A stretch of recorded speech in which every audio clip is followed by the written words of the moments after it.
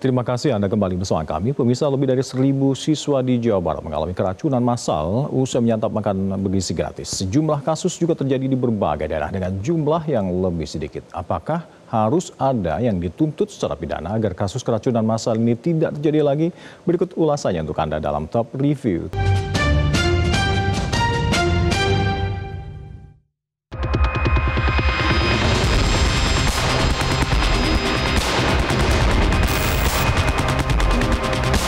Inilah detik-detik ketika puluhan SMK pembangunan di Cipongkor, Kabupaten Bandung Barat, Jawa Barat dilarikan ke rumah sakit akibat mengalami keracunan makanan bergizi gratis atau MBG. Seluruh siswa yang keracunan mengeluhkan mual, pusing, dan muntah-muntah setelah menyantap menu makan siang program MBG di sekolahnya. Puluhan siswa ini memadati ruang Puskesmas Cipongkor dan IGD RSUD Cililin dan langsung diberikan perawatan secara intensif. Dari data pemerintah daerah Kabupaten Bandung Barat, per hari Senin 22 September, sedikitnya 72 orang pasien datang ke Puskesmas Cipongkor dan 24 orang dirawat di RSUD Cililin. Dalam perkembangannya, lebih dari 1.000 siswa di Kecamatan Cipongkor, Kabupaten Bandung Barat mengalami keracunan MBG. Selain dari SMK Pembangunan, korban juga berasal dari Madrasah Sanawiyah Darul Fikri. Disusul pada Rabu siang 24 September, keracunan massal siswa kembali terjadi pada siswa SMK Karya Perjuangan. Salah satu pelajar mengatakan, usai menyantap makanan bergizi gratis dengan menu nasi, daging, sayuran, dan buah melon, tiba-tiba terasa pusing hingga muntah. Lemas. Kayak mau mual. Mual. Itu teh awalnya gimana? Makan dulu itu paket MBG atau seperti apa? Iya, langsung makan itu. Menu makannya apa aja? Ada nasi, terus daging, tomat, wortel, sama melon. Semua teteh makan habis. Makan. Jadi, tapi sempat muntah-muntah nggak sih? Laboratorium Kesehatan Daerah Jawa Barat menemukan adanya bakteri di sampel MBG dari 12 kota dan kabupaten di Jawa Barat. Bakteri yang mendominasi adalah bakteri Salmonella dan Bacillus cereus. Sejak Januari hingga September 2025, Labkesda Jawa Barat menerima 208 sampel menu MBG dari 12 kota dan kabupaten Jawa Barat. Dari hasil pemeriksaan ditemukan bakteri yang mayoritasnya Salmonella dan Bacillus cereus. Sementara itu dari pemeriksaan kimia, 90% hasilnya negatif, namun 8% positif mengandung nitrit. Ada beberapa faktor penyebab bakteri hidup seperti air yang tidak bersih, peralatan dan penyajian makanan oleh pekerja, hingga celemek yang dipakai. Menurut Kepala Labkesda Jabar, Kabupaten Bandung Barat menjadi wilayah dengan kasus keracunan terbanyak yang diduga bersumber dari daging dan sayuran yang terkontaminasi. Periksanya laboratorium mikrobiologi dan juga kimia lingkungan ya. Nah, dari laboratorium mikrobiologi hasil positif itu dari bakteri-bakteri pembusuk memang yang paling banyak didominasi oleh Salmonella dan juga satu lagi adalah Bacillus cereus. Gitu. Nah, kalau dari lingkungannya, dari kimianya, yang positif adalah nitrit.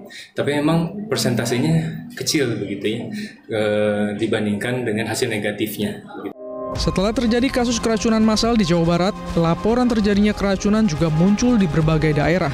Di antaranya di Provinsi Lampung, puluhan siswa dari 5 sekolah diduga keracunan usai menyantap menu makanan bergizi gratis atau MBG. Keracunan massal juga dialami puluhan siswa SMP Negeri 2 Taupa, Kabupaten Parigi Mutong, Sulawesi Tengah. Sebanyak 27 siswa mengalami gejala mual, pusing, hingga muntah usai mengonsumsi makan siang dari program makan bergizi gratis. Para siswa langsung mendapat pertolongan medis di puskesmas dan rumah sakit setempat. Menyusul maraknya kasus pelajar yang keracunan diduga karena menyantap menu makan bergizi gratis di berbagai wilayah, Wakil Ketua DPR RI, Cucun Ahmad Samsurijal melaksanakan inspeksi mendadak ke SPPG di Desa Telaga Sari, Kecamatan Kadungora, Kabupaten Garut. Meski Badan Gizi Nasional menjelaskan bahwa ada SOP yang harus diikuti seluruh SPPG, faktanya masih ada pengelolaan yang tidak sesuai SOP. Wakil Ketua DPR pun meminta pengawasan di setiap SPPG. Stressing saya kemarin itu penguatan pengawasan. Bukan hanya ya apalagi yang melekat di kami di DPR pengawasan ini, semua stakeholder, terutama para mitra-mitra ini. Makanya sudah betul Pak Presiden nanti manggil para mitra, jangan sampai ya para mitra sendiri ketika ada evaluasi tapi tidak lanjuti. Kita lihat tadi dapur sini banyak hal yang perlu di evaluasi, perlu diperbaiki, kayak 10 SOP yang mereka paham. Kalau lihat tadi, bayangkan saja, sanitasinya saja sudah kita lihat, pembuangan airnya, higiennya sudah perlu kita pertanyakan. Dokter sekaligus ahli gizi masyarakat, Dr. Tan Sotien, menuntut agar Satuan Pelayanan Pemenuhan Gizi SPPG yang menimbulkan masalah dan potensial menimbulkan masalah harus dihentikan. Selain itu, pengusutan tentang penyebab keracunan juga harus dilakukan. Kita mengendaki adanya 4 reformasi. Reformasi yang pertama adalah tentu saja hentikan SPPG yang sudah bermasalah, artinya sudah menimbulkan korban, betul-betul dihentikan.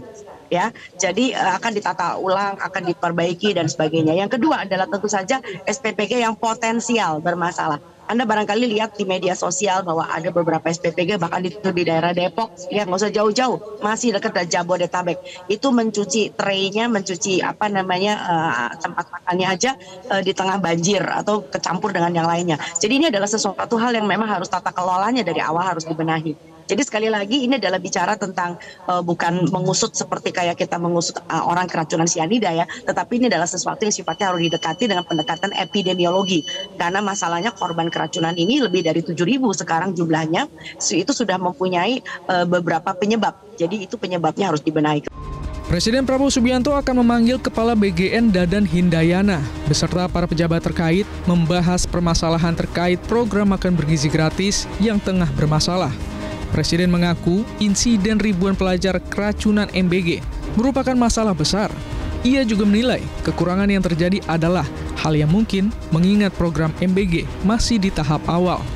Untuk BGN, Pak. Kenapa? Soal makan bergizi gratis ada Ya, jadi begini, saya baru dari luar negeri 7 hari, saya monitor ada perkembangan itu.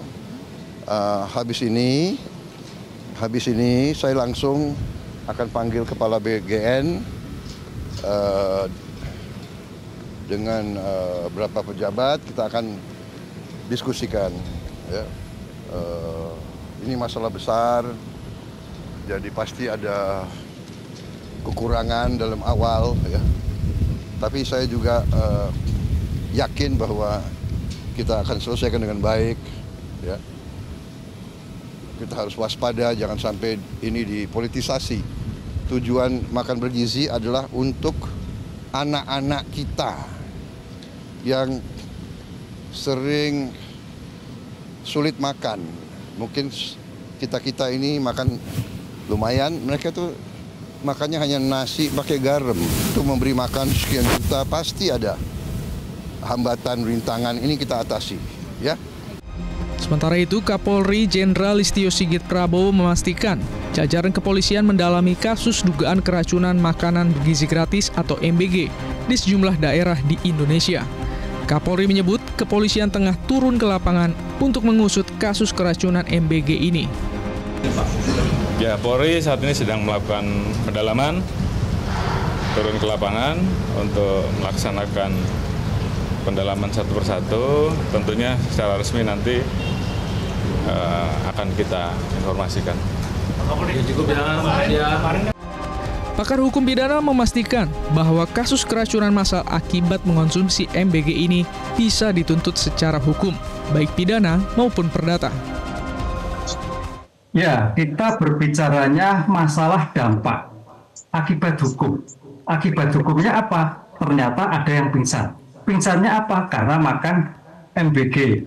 Dampak adanya suatu keracunan. Keracunan apa? Karena makan. Dari dampak itu, Mbak, menimbulkan suatu akibat hukum. Kan itu. Sekarang pertanyaannya, apakah akan dibawa ke perdata?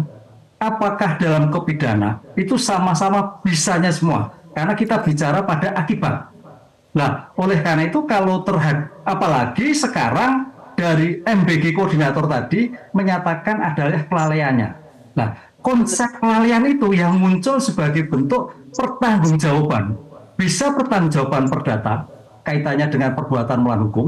Jadi nanti seandainya itu diajukan, teman-teman yang jadi korban ataupun masyarakat sipil bisa mengajukan gugatan atas korban-korban yang terjadi untuk menuntut ganti rugi. Itu yang pertama. Yang kedua, atas kelalaian pengakuan itu luar biasa. Berarti ada kelalaian. Kelalaian yang menyebabkan dampak menjadikan sakit. 360 KUHP. Ada juga karena kelalaian faktor makan, Undang-Undang Pangan, atau kelalaian karena pelanggaran konsumen, Undang-Undang Konsumen. Jadi semua akibat hukum itu bisa menjadikan dituntut. Sekarang pertanyaannya, apakah SPPG ataukah koordinator? Dalam hal ini sebagai proyek nasional, pertanggungjawaban struktural itu yang paling tepat. Artinya, pimpinan pada kelembagaan level regional itulah yang harus bisa memantau. Tadi Pak Gubernur mengatakan, loh kok tidak ada koordinasi, kok ada ujuk-ujuk dan sebagainya. Ini sebagai bentuk kelalaian semua. Dengan demikian aspek ini saya kira para pihak korban atau masyarakat ini akan sangat menunggu sekali bentuk pertanggungjawaban dan tinggal apakah dilakukan atau tidak. Karena itu merupakan hak. Kasus keracunan MBG dalam skala kecil sudah sering terjadi. Kasus keracunan massal di Kabupaten Bandung menjadi alarm serius bahwa program MBG membutuhkan pengawasan yang serius. Mungkin tuntutan hukum akan menjadi langkah bagus agar pihak yang bertanggung jawab benar-benar dimintai pertanggungjawaban agar di kemudian hari masalah ini tidak menjadi angin lalu.